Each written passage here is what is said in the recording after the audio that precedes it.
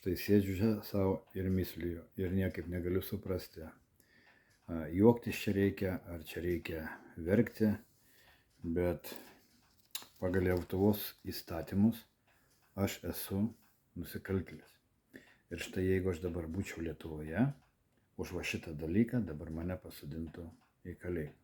Na, ačiū Dievui, kad aš esu ne Lietuvoje, aš esu Švedijoje. Bet pagal Lietuvos įstatymą tu jau esi nusikaltėlis, jeigu turi grybą.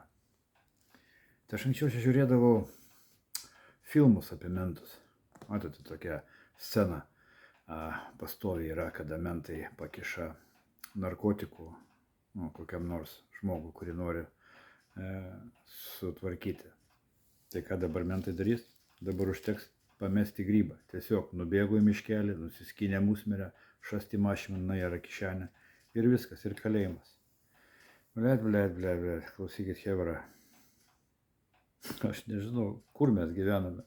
Tai vyksta tikrai? Aš nežinau, sako, haliucinacijos atsitinka tiem, kas valgo musmirės. Bet kokios haliucinacijos sapnuojasi tiem, kurie priėmė šitą įstatymą? Pabandykit man atsakyti. Iš tikrųjų, tai čia yra atvėrė Pandoros skrynę.